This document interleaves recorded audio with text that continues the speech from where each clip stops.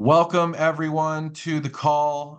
Very excited to have a good friend, a mentor, a coach of ours on the call today, John Joseph. He's a very accomplished man in real estate, and we're very lucky to have him on the call today. We're going to be going through all of the things related to the NAR settlement in terms of how to present that properly, how to make sure we're saying the right things, make sure we're not saying the wrong things. Also, overcoming the common objections that have been coming up around these new documents, the new forms, the new processes and procedures. So this should be a very insightful call. I'm going to be turning it over to John Joseph here in a minute, but if you guys have questions, please drop them in the chat and I will make sure we get to those as we go. But with no further ado, let's give it up for John Joseph. Let's give him some claps and some love in the chat. John, back in his production days, was personally doing 100 to 125 sales per year. He then became a branch manager for a large office that he eventually took to be the #1 office in the United States, eventually leading him to become the vice president of Prudential, which was eventually acquired by Berkshire Hathaway. And then he ventured into the coaching world with the Mike Ferry organization, where he spent many years as a coach and mentor. He also helped coach and mentor Corey, our VP here at Big Block, for a very long time. And Corey is in Vegas at the moment. I'm actually in Austin, which is why it looks like I'm in a hotel, because I am here. But he's also written a best-selling book called 365 Days of Real Estate Wisdom. And we're really lucky to have him on. And John, thank you so much for taking the time for us today. Well, I do appreciate that, Oliver, and everyone here. Hey, Oliver, a quick question before we get started. Could people interact with me? Yes, I can monitor the chat as we go. Good. Okay. Excellent. Excellent. Well, thank you very much for that, guys. I do appreciate you all being here this morning. We have a topic that, has been in the news, has been on just about everybody's lips if they're involved in real estate in any which way, shape, or form. We know that handling the new objections, the new questions, are a concern for a lot of real estate agents throughout the country. Believe it or not, right before this call, I was on a very similar call with a company in Florida where agents are just literally freaking the heck out over how to handle these questions that are coming up from both buyers and sellers about the lawsuit. So in this session today, we're going to cover some key strategies for addressing these concerns from buyers and sellers in a way that hopefully you can very confidently help them understand what is happening and how it affects either the sale of their home or the purchase of their next home. We're going to talk about navigating these common objections with a focus on maintaining some trust, some transparency, and providing value to our clients despite what's going on in this whole shifting landscape. So hopefully by the end of this presentation, and mind you, it's only going to be about give or take 45 minutes. By the end of this presentation, I hope that you'll at least feel more equipped to handle client questions and concerns, ensuring that you are perceived as the expert in the industry. So before we get started, I need to thank Kim, your broker. Kim, a lot of these objections and questions we're going to be reviewing today have come from agents throughout the country who are involved in doing a lot of transactions. And these are the most common questions or objections that they were coming across. And we put them together with a lot of their own responses. But as we all know, California and your California Association of Realtors have some very specific guidelines that have to be followed. And Kim was kind enough to help refine a lot of these answers to make sure that they are valid in the state of California. And as all of you know, what happens in California doesn't stay in California, it spreads across the entire country because you guys are generally the leaders in policy and procedure. So with that said, we're going to get going. If you can, type into the chat, could somebody tell me what an objection is? Can we open up the chat there, Oliver? Yeah, I believe it's open, but let me double check. Okay. And guys, one of the problems with doing Zoom presentations is one, I can't see you. I see your name. I never knew one of your names was Zoom user, right? So I can't see you. So the only way we can communicate back and forth is if you type into the chat or if you open up the mic and actually say something. So could somebody tell me what is the definition of an objection? And if I don't get anybody, I'm going to have to answer my own questions, and that's okay. It wouldn't be the first time. All righty, so there we go. An objection is a question about the process. That's from Zap. Abra, a reason to not do something. That's interesting. Okay, so let's write this down, folks. And thank you for those answers. Aria, a concern or hesitation raised by a customer. Excellent. So an objection is an unanswered question in the mind of the client. That's all an objection is. It's an unanswered question. So for example, the most common objection, will you lower your commission? The other agent said they would. That's an objection, but really the unanswered question in their head is, well, hold on. I don't understand why you're charging me 3%. While the other agent down the street who I met with said they're only going to charge me 1.5%. So as a professional salesperson, and let's be clear, that's what you are, you're a salesperson. As a professional salesperson, your job is to answer that question. So when you're able to answer the question, you're handling their objection. Now, the difference between an objection and then what we call a condition, right? A condition is something that you have no control over. Okay, so somebody might say, yeah, I want to list, but I can't list for another 6 months. And then we always ask them, great, what's happening in 6 months? And their answer is going to be something like, well, I have to wait for my kid to graduate, or I have to wait for my retirement to kick in. That's something you have zero control over. Okay, so today we're dealing with the objection side as opposed to the condition side. So you guys all should have handouts. I believe they emailed them to you. And we're going to deal with the buyer objections first, because these are the most common ones. Now, Zap, Arbra, or Arla, it looks like, and please forgive me if I'm mispronouncing your names. I can barely see, even with the glasses on. Would somebody like to role play with me? Is that possible? Who would like to type their name in the chat and say, yes, I want to? Who wants to help out here? And once again, if nobody wants to help, that means I got to do it myself. Okay, I guess I'm doing it myself. Interesting. So one of the most common questions that we're hearing from the buyer side of this equation is, why do I need to sign a buyer broker agreement with you? Now, in California, right, and in many states, in the past, getting a buyer broker agreement signed, right, was not required. And that's interesting, because I always ask agents, listen, if you're going to take a listing and the listing was for $700,000 and the client was willing to pay you 7% commission, pay a transaction fee or whatever you guys call it there, right? And we'll price the home exactly what you say it should be priced at. Would you take the listing? And everybody always raises their hand. Yes, I would take the listing, right? But if I said, well, hold on now, what if they agreed to pay you the 7% transaction fees, et cetera, but they said, I'm not going to sign a contract with you? Would you still work on getting that listing sold?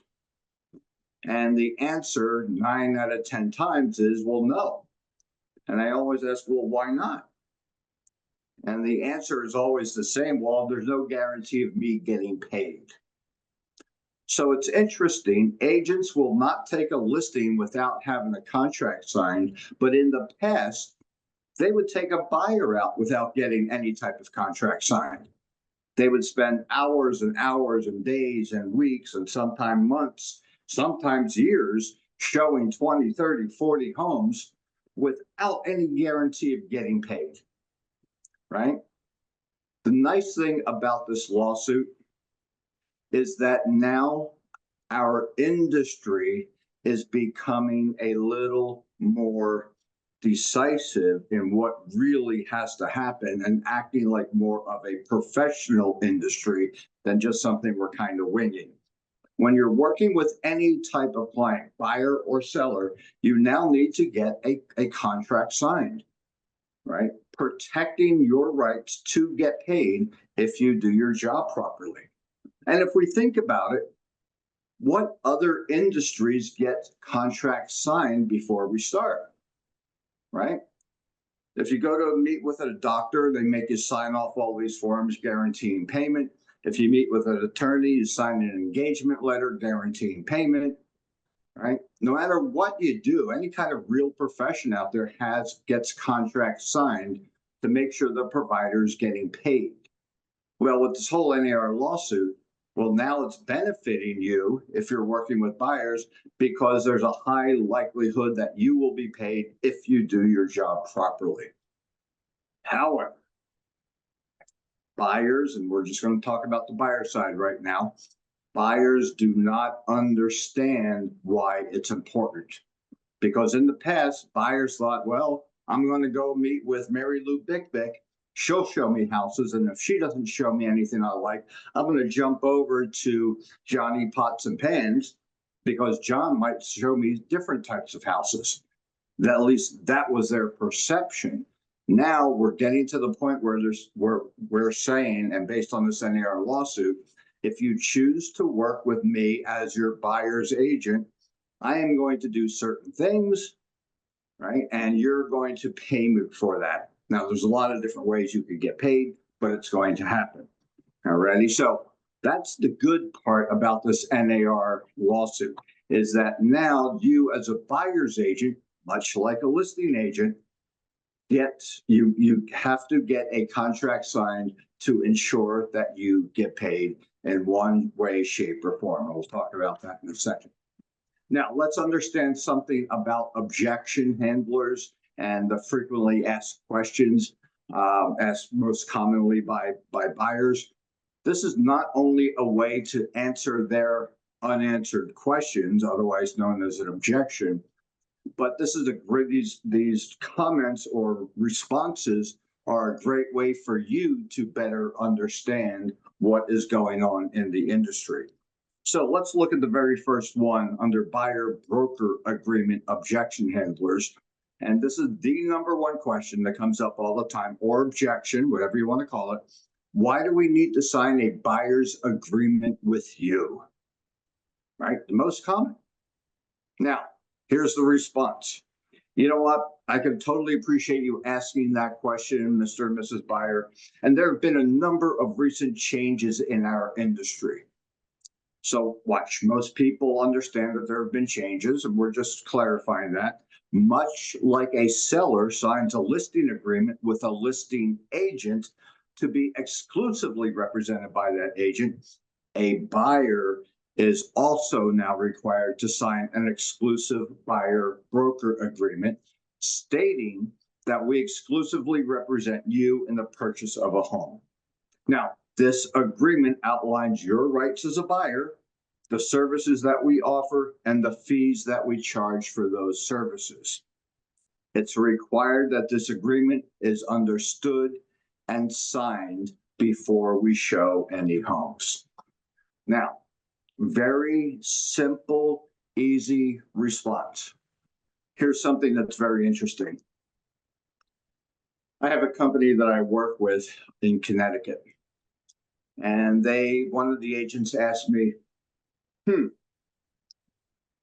the past, I didn't really need to ask them to sign an agreement.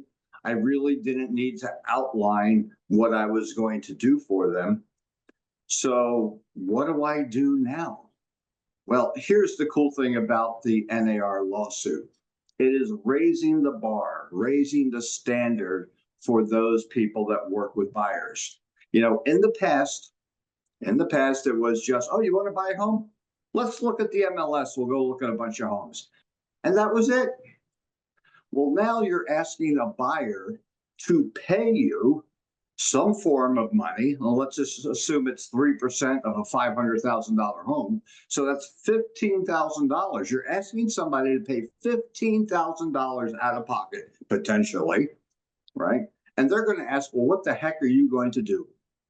Why should I pay you $15,000? Because remember, in the past, the commission or compensation, I got to be careful here, right? Because in California, they've kind of taken the word commission out of everything and now use compensation.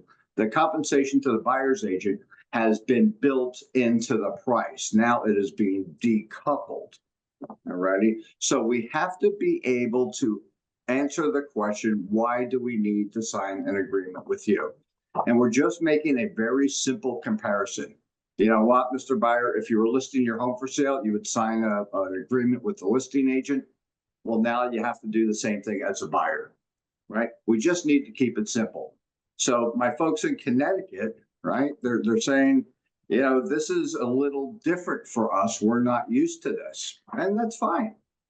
Okay, nobody, you know, there's always changes in real estate. And here's the good news.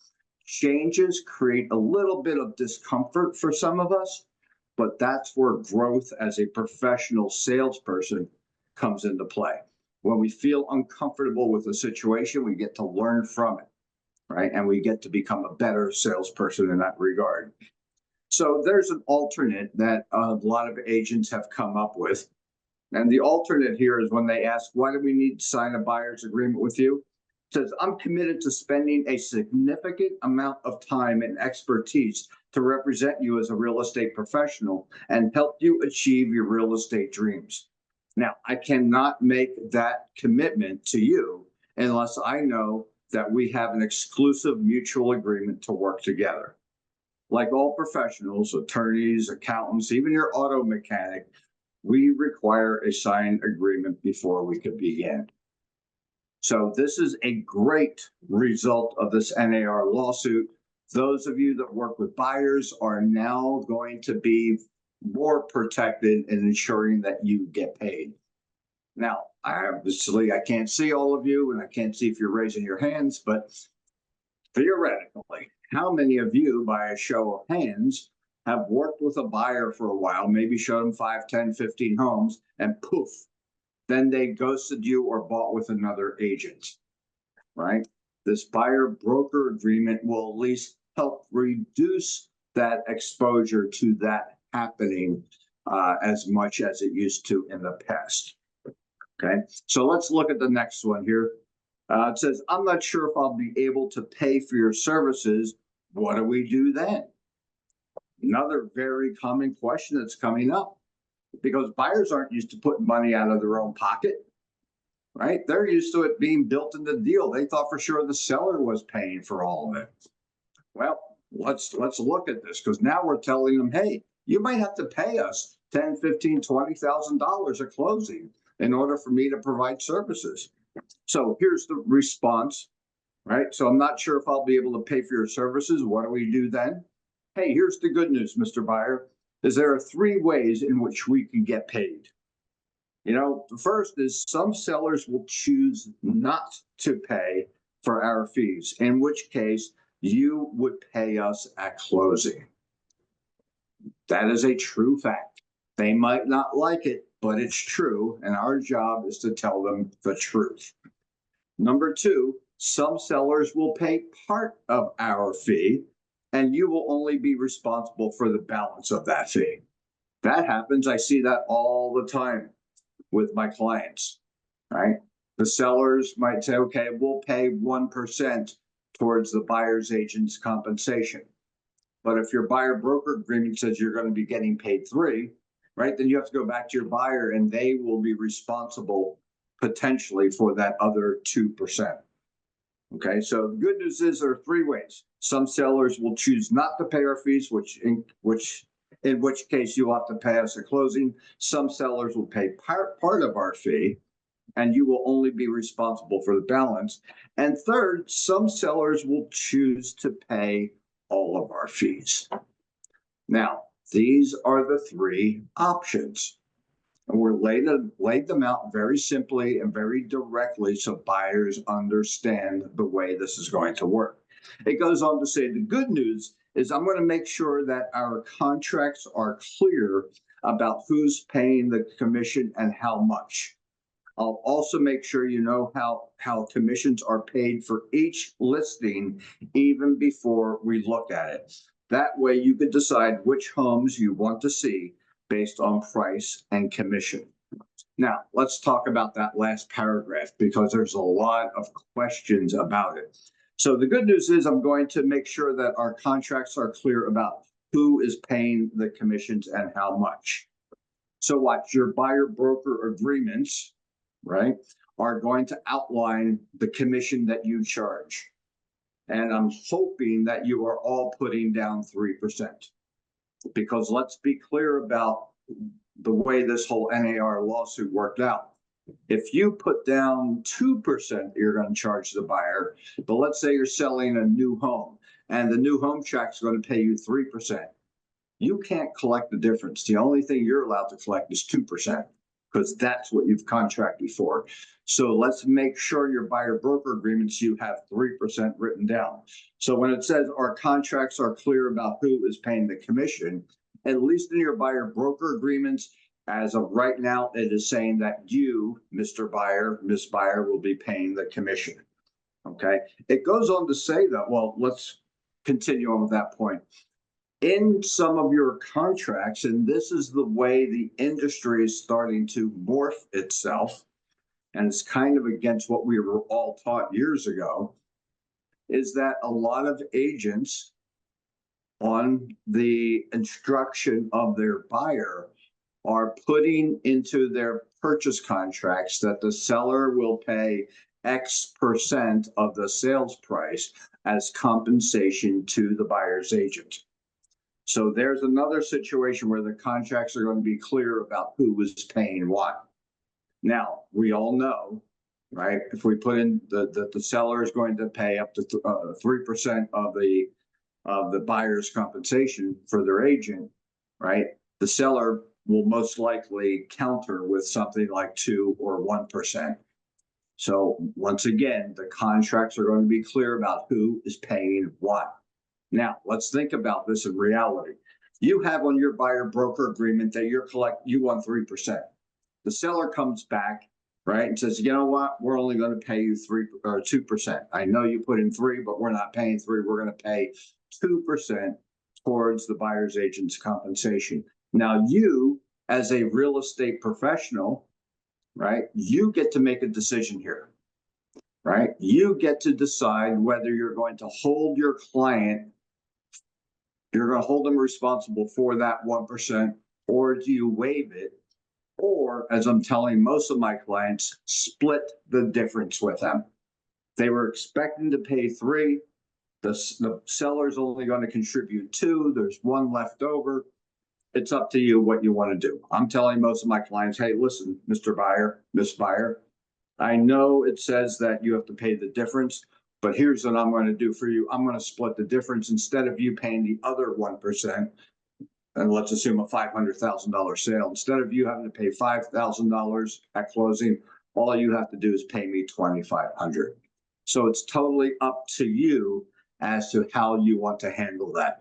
So I would work with your broker, work with Kim, whatever works out for you guys. Once again, do it. But listen, always put down 3% on your buyer broker commission. I already have agents putting down 4%, right? Because they want to make sure they are getting paid, even because there are some new home builders right now throughout the country that are paying 4%. Right? They want to unload some of their properties because they're not very confident in the economy. It is what it is in certain parts of the country. So you figure out what works for you.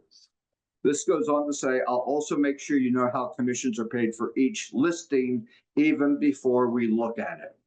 Now, that line came into play because of what the NAR said initially, where buyer's agents would need to contact the listing agents to see if compensation was being offered or not, right? Because if there was no compensation being offered and the buyer couldn't afford to pay it out of pocket, well, then the buyer might say, hey, I don't want to look at that house because I can't really afford it.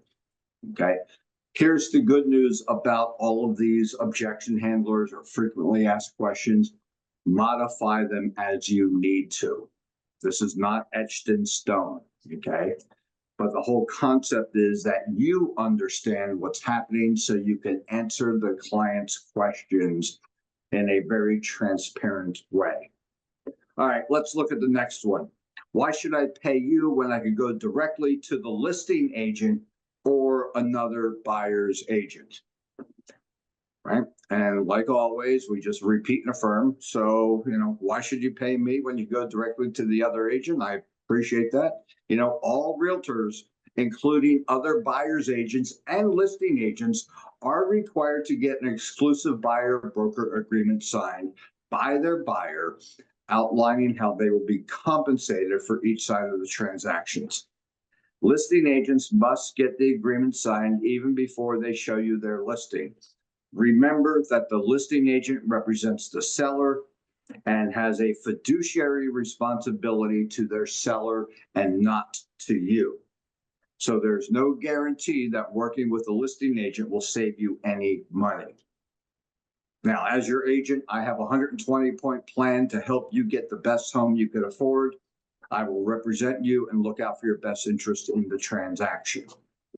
Now, let's go back to the end of the first paragraph or the middle. It says listing agents must get the agreement signed even before they show their listing. So when these were written, that part was kind of up in the air.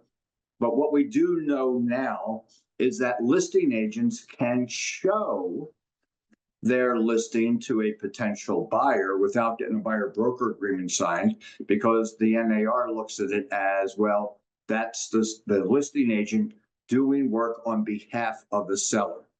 However, if the buyer wants to purchase that property through the listing agent still has to get a buyer broker agreement signed with how much they're going to charge the buyer. And guys, let's remember, the important thing here is, yeah, you can work with other realtors, or you go to another listing agent or the listing agent, but you're still going to have to sign something if you want to buy. And oh, by the way, if you go to the listing agent, they're not out for your best interest. Their whole motive is to get the seller the most amount of money. So that's something we really want to focus on. Guys, if you have any questions, just pop them up in the chat and I'll be more than happy to answer them. Yeah, listen, you're going to get 45 minutes of me talking, it sounds like, since nobody wants to play with me today. So there you go. So it says, next one, what if I want to work with another realtor at the same time? And this is kind of one of my favorite ones. It's kind of like being married. You can only be married to one person at a time. Okay, let's stop here.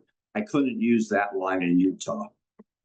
Hopefully you're all laughing at that very bad joke. All right, so what if I want to work with another realtor at the same time? It's like being married. You can only be married to one person at a time. The law now requires a buyer agreement everywhere in the country. Any other buyer's agent you may want to work with is going to ask you for an exclusive agreement as well.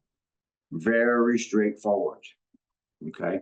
Guys, you don't need, and this is the point I was trying to get to with my Connecticut people. They were always asking me, well, we got to tell them more. We got to tell them more. No, you don't. The more you talk, the more confusing it gets for the buyers and or the sellers.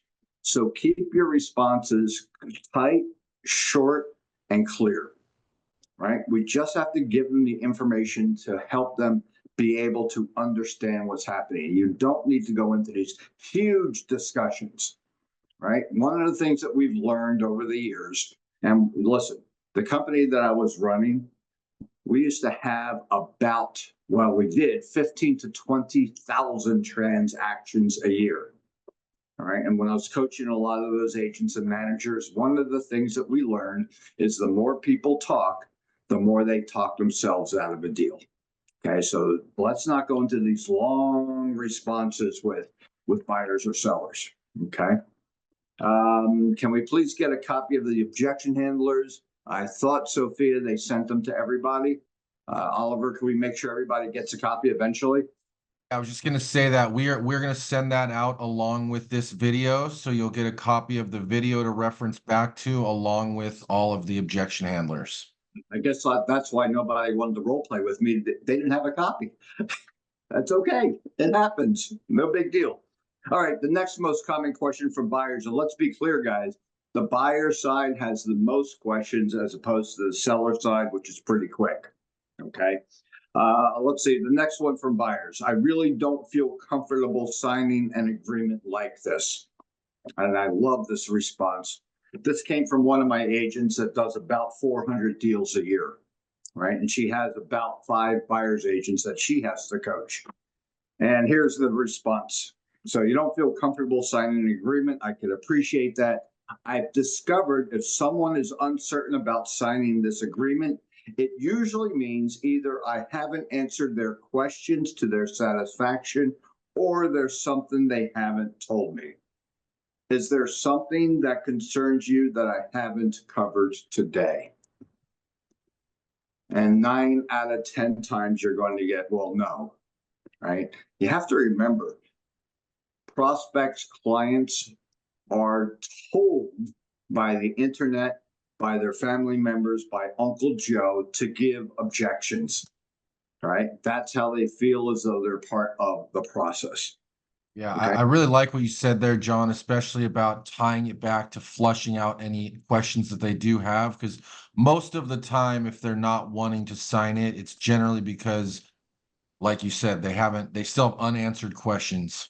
Exactly right, Oliver. Exactly right. And thank you for being another voice here. So I'm sure everybody just heard my voice all the time. All righty. So, Sophia, thank you very much for bringing up the fact that you don't have these. I thought you were going to have them. It's okay. Don't write these things down. You'll be sent all of this stuff. All right. So let's jump over to the seller side. Okay. And listen, this NAR lawsuit is great for listing agents. It's probably one of the best things that happened to listing agents, at least in my opinion. And I'll tell you why. You no longer have to go in and say, my charge is 6%, 7%, 8%, whatever it is for you guys. Okay. I have some agents who are charging 5%, and I question that, but it is what it is. But here's the cool thing. When you go in to meet with a client now and they ask, what's your commission? You could just say 3%.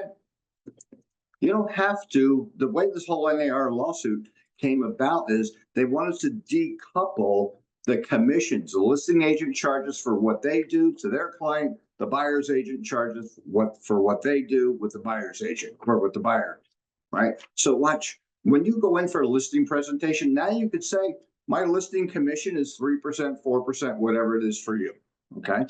So let's look at some of the objections, and there's only like 3 or 4 of them here for the seller side. And here's the number one that we hear all the time. I don't want to pay a buyer's agent commission. Let the buyer pay for their own agent. Okay. So here's the response. Miss Seller, I can understand your hesitation. However, it's worth considering the potential benefits of paying the buyer's agent's compensation. This would attract more potential buyers and increases the chances of a successful sale. Now, the sellers are always going to ask the same thing. And on every recording that I've heard from my clients, they always say, what the heck do you mean by that? Most common response. Well, and this is important, this line, listen closely, don't write it down, you'll get this. It goes on to say, we can't control what houses the buyer sees. We need to let the buyer determine what they want to see and buy based on what they can afford to pay for your home, plus closing costs and agent compensation. Does that make sense? Right? And they're going to say most of the time, well, yes, that makes sense. So let's just think about that line. you're working with a buyer and they're approved up to $500,000, right? But they see a house at $700,000 and they would love to have it, but they can't afford it. Why? Because they're not approved. They don't have that much money. Well, the same thing is happening in today's market with this whole new commission structure. If a buyer has to pay a commission to or a compensation to their buyer's agent, that increases their cost. So now, between the cost of the home, the closing costs, and now they got to pay commission on top of that. In some cases, the buyer's going to say, well, you know what? I can't afford that house. All right, we've tried to ask them for it in our offer. They've refused. Guess what?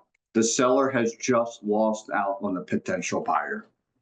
Okay, so we have to be clear about that with sellers. So it goes on to say, in today's marketplace, buyers often ask for their agent's compensation to be included in their offer. So when we receive an offer, I'll prepare an estimated net sheet for you so you can see how much you will net from the sale. Does that make sense? Okay. So remember, our job is to answer their unanswered question. And their unanswered question is really, well, hell, why should I pay? Let the buyer's agent pay for their own agent. Okay, so we're giving them a breakdown of the way it works. Now, you could go on to say, and I love this next one, it's another way to handle this unanswered question. So when it says, I don't want to pay buyer's agent commission, let the buyer pay for their own agent. Here's one that a great agent came up with. It says, let me ask you a question, Miss Seller.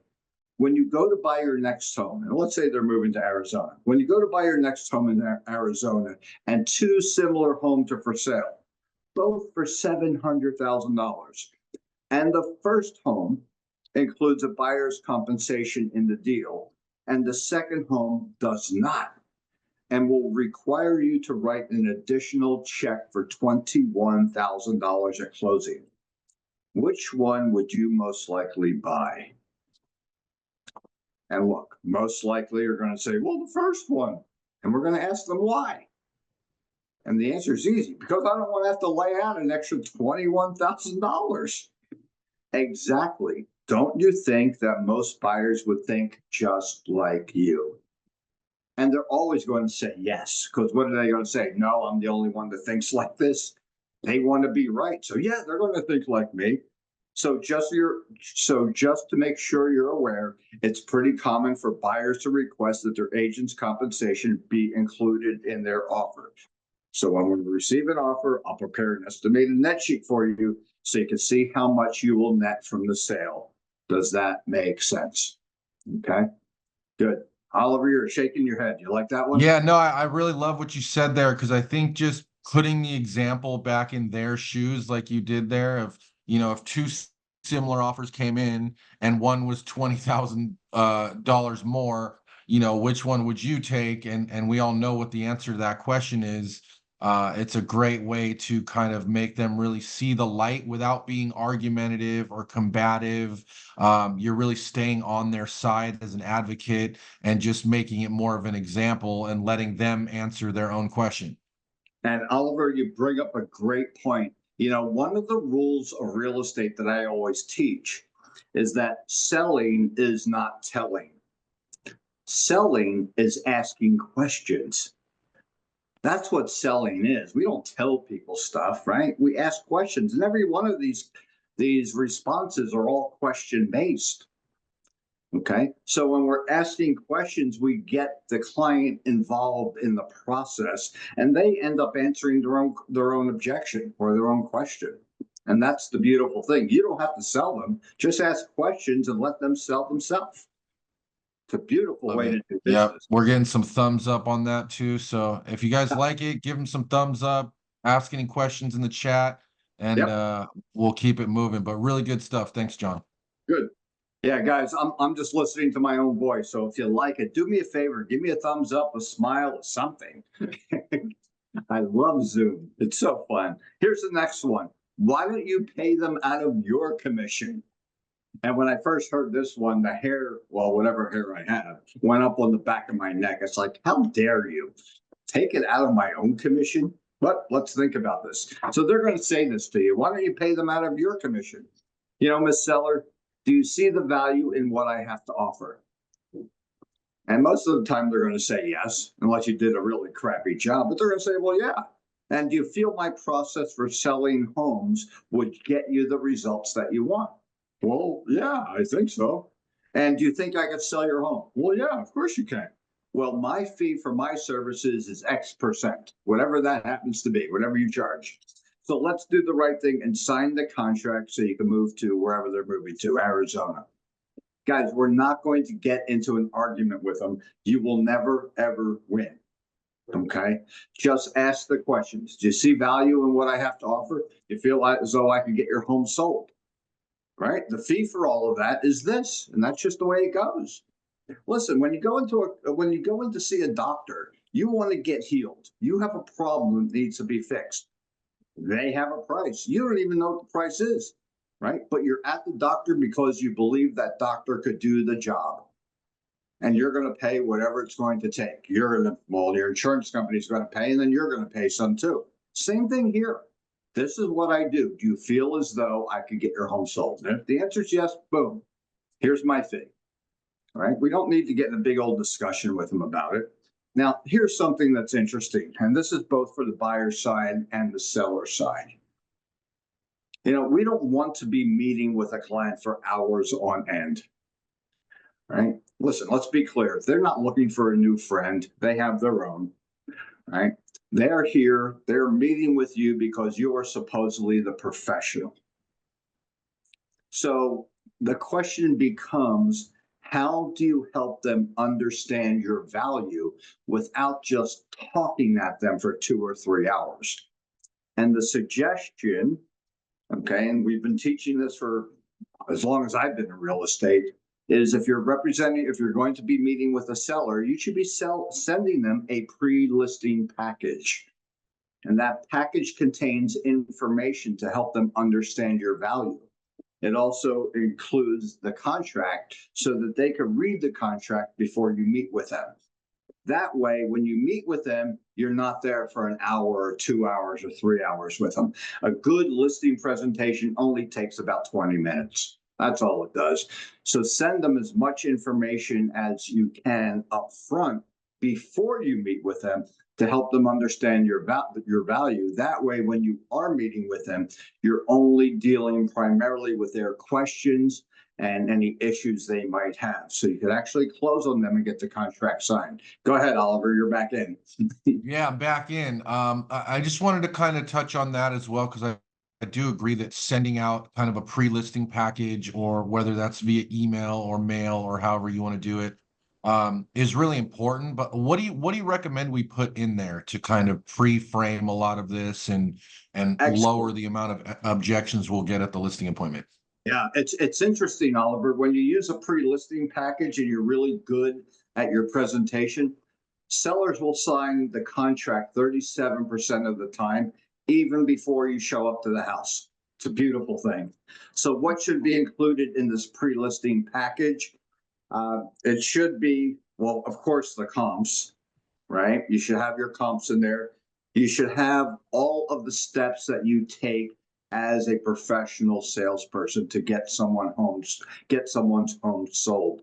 Now, the NAR came out with a list of things that agents do on behalf of the sellers, and they came up with a list of about 170 points. Right, guys, go up to NAR. If you don't have 170 points, you get it off of the NAR's website. So the comps, everything you do to get a home sold, you should have some testimonials, right? Or references, whatever you want to call them. And I highly, highly suggest on the testimonials and references that you put into your package, you also put the phone numbers. I will tell you this much, almost nobody will call the phone numbers. As a full-time agent for umpteenth years and literally doing, about 125 to 150 listing presentations a year, only one time did anybody ever call one of my references and ask about me. But by the fact that you put that in there just shows your level of confidence. Okay. It's a great tip. What you do, your marketing plan of action, references, and then you should have some information about your successes or your company's successes. So a few questions that you should have in there that are answered, like, what is your list price to sales price ratio? Right? So do you sell your homes for 95% of what you list them at, or only 70%? That shows your expertise in pricing. What percentage of your homes actually sell? What are your average days on market? These are just some of the questions that you should put in the package with the answers so that they can compare you to other agents. And just so we're clear, other agents aren't putting that information in their package, right? Yeah. I would actually put a listing of all the homes that you or your company has sold in the past 12 months. Make it look impressive. Now, Oliver, I'm going to do a cheap plug here if I can. Please. On my website, and I'll give you my website in a bit, I have created an editable pre-listing package for sellers. You could go in, it's for sale. It's a big package. It was not cheap to create, but it's only like 25 bucks, I think. But you could actually buy this package, customize it for yourself, make it a template. So every time you're meeting with a seller, all you have to do is input their name and some comps if you want. You could send it out to them. We actually have for buyers, Oliver, what we call now a pre-purchase package, right? And in this pre-purchase package, it gives your process for helping them buy the home. So that's a great piece too. And there's 120 points, I believe, or 135 points of what you do as a buyer's agent. Okay. Love that. Yeah, couple thoughts to add to that too. Shout out to Zap in the chat. He found the 179 ways that we can help. So go ahead and take that link, check that out, and incorporate that into your listing presentation. We also have a listing presentation and a buyer's presentation inside of Suite Assist for you guys. It's really well designed. It incorporates a lot of this stuff. It's also fully editable. And then definitely check out John Joseph's stuff for the pre-listing package, pre-buyer package. Also, and I think this is Kim under Big Block Realty, but only include previous client phone numbers if the client agrees. I think we want to definitely mention that, get permission to do that. Like John said, most of the time they won't be getting a phone call, but if they do, they should be aware and be prepared. And then Zap also shared one tool all agents can use to publish testimonials from their clients. And he put a link in there as well. So appreciate that, Zap. Thank you. Not a problem. And one other thing, guys, you might want to consider, and I've done this with all of my packages throughout my whole career, is you take these objections and make a frequently asked question page, right? Put these objections in the package so that they could read them up front, so you're not dealing with them when you get to their house. Or when they come into the office, whatever the situation is. Real quick too, and Sophie's asking about where they can get the package or what that website was. Yep. Sophie, if you can wait till the end, I'll give you the website and everything. How's that? All right. Just sit tight. That sounds good. All righty. So let's move on real quick. Let's go on to the next one. Why don't we offer them X percent? Okay. So this is a seller talking to the agent. Why don't we offer the buyer's agent X percent? Now, look. They've already probably agreed to maybe pay 1% or whatever it is. And look, it says, I understand your perspective, and that decision is up to you. However, buyers are now required to sign a buyer broker agreement with their agents, and the compensation amounts on that agreement will vary. So historically, that amount has averaged higher than, and if the seller said, let's pay 1%, you would say 1%. So historically, that amount has averaged higher than 1%. But the good thing is you'll be able to assess each individual offer and determine how much buyer's agent's compensation you want to pay based on their offer. And as with everything else, Just so you're aware, it's likely that buyers will ask for the commission to be included in their offer so that when we receive an offer, I'll prepare an estimated net sheet for you to show you how much you'll net from each offer based on different compensation amounts requested. Does that make sense? All right, let's get to the last one. And this is probably one of my favorites. If I'm going to pay a buyer's agent any money, then you have to lower your commission. That's another one where the hair goes up on the back of my neck. It definitely doesn't go up on my head. That was a joke. Okay. So if I'm going to pay a buyer's agent any money, then you have to lower your commission. Ms. Seller, I can appreciate that. And obviously, you realize many of the unskilled agents who discount their compensation are quickly leaving the business. In fact, over 10% of those agents just left just last month. If you'd like, I could refer you to one of those types of agents, or you could work with a professional like me and get the most money possible. What would you like to do? Now, let's be clear. Since this lawsuit, and since agents are now realizing if they're representing buyers, they have to give great presentations and ask for compensation. However, a lot of agents have determined, I'm not real comfortable with doing that. I'm not interested in learning new skills. I'm out of here. And I could say this much, right? Here in Nevada, now we are just in October, as of June, I think it was July, we have lost now over 6,000 agents from our MLS. It's not because the market's bad. We're still doing gangbusters insofar as deals. It's just the fact that agents now have to learn a different skill in many cases. They don't want to, so they've left. All right, so we're just stating that here. It goes on to say from the seller, I've met with other agents who said they would discount their commission. Here's my favorite one, guys. Is my compensation, Mr. Seller, the only thing stopping you from hiring me right now? And they're going to say, yes, if you lower it to 2%, I'll fine right now. Right? Well, I have a simple question for you. If one of those other agents offered to take your listing for no charge, and I offered to take your listing for no charge, then which agent would you pick? Watch, if you're in front of them, they're going to say, well, I think you're the best one. You see, you want to pick the other agent even if they were free. Right? Mr. Seller, you want the strongest agent, not the weakest one, right? Well, yeah. Well, Mr. Seller, you found what you were looking for. Please sign the contract so I can go to work for you. I love that one, right? When they said the other agent's going to discount their commission, you just do the comparison. Listen, if that other agent would represent you for free and I was going to represent you for free, who would you pick? And they're always going to say you because you gave a great presentation. And then you say, well, hold on. Even if they were free, you wouldn't take that discount agent. So why would you hire them? Beautiful, beautiful response. Oliver's back on screen. Go ahead, Oliver. Yeah, no, I think that's really good. I think the thing that I'm picking up the pattern here is you're really kind of guiding them down the path to answering their own questions. And you're doing that by asking them strategic questions. And I just think that's a really good way to lead them down the path to, answering their own questions and in a professional, you're on their side kind of advisor type, professional tone.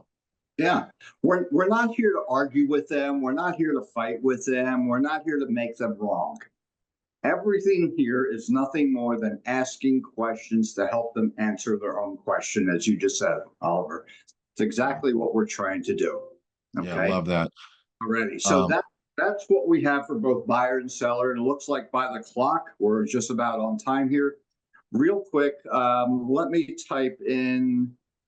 Can I ask one question while you're doing that? Yeah. This one is in the chat. What advice do you have for newer agents to overcome objections when they don't have a ton of experience or testimonials / references yet? Good. All right. Let's deal with the testimonials or references. Use family and friends because they could attest to your integrity and your heart and your work ethic. That's what I would do there. Insofar as not having a lot of experience in handling objections, the best thing you could do is when you receive these objections from the company, memorize them. Here's the best way to memorize them. Write them down. I would take one objection and every night write it 5 times. And I would do that for an entire week because that will help get it into your head. Okay. Yeah. I So think just to add to that, I think that that's really important because then it comes off natural when you say it. And I think that's what's really important is you don't want to sound like you're rattling off a script or that you're sounding very robotic. So if you can just internalize those few objection handlers, then you'll sound natural. It'll come off easy. And I think that's a great tip you gave there in terms of just writing it down, internalizing it, practicing it, and then it'll just come out when those objections come up. yeah, and understand, some of you, I guarantee, are saying right now, well, that doesn't sound like me. I wouldn't say that. I'm going to ask you to just memorize them the way they're written. And as you internalize them and they become more comfortable for you, you'll start changing them around a bit to meet more of your style. But first, you just got to learn what the heck it is. Then you can change it. Here's one thing, though. Don't try to change it first. Memorize it first, then you could change it. It will naturally change as you internalize it. Yeah, that's Good. great advice. Questions there? Yeah, any other questions for John before we wrap up, guys? Go ahead and put them in the chat now. John, why don't you give us that website if you could just read it out for the people that are just listening? The website is www.i, the letter I, like iPhone, isuccesstraining.com. And if you want to contact me directly, there's my email. It's john@isuccesstraining.com. Really creative there, right? It's really hard. So I'm going to give one plug, if you don't mind. Yeah, Okay. please. Guys, let me see. Here is a book that I wrote while I was recovering from my tongue surgery called 365 Days of Real Estate Wisdom. Now, this isn't a book that you read front to back. It's a book that you look at once a day and read the entry for that day. Hopefully, it will keep you inspired to continue moving forward in your business. I don't care if you've been in the business for one day or 10 years or 20 years. We are always learning something new.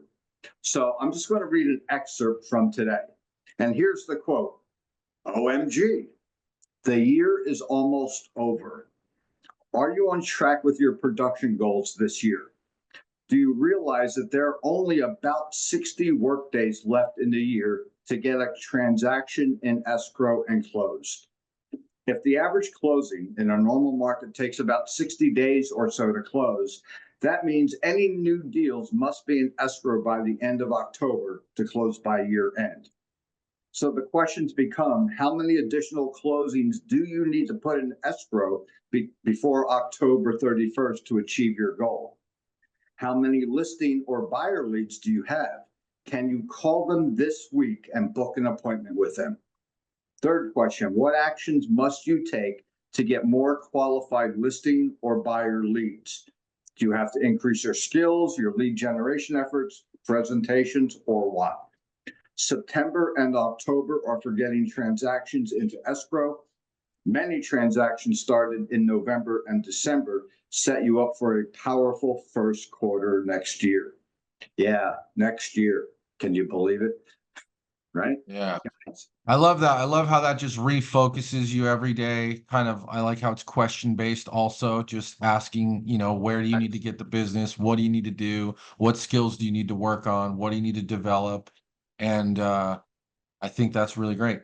Yeah, this is like coaching in a book. It's just read it every day. You can buy the book on Amazon. It's a whole whopping $21.95, I think. Right?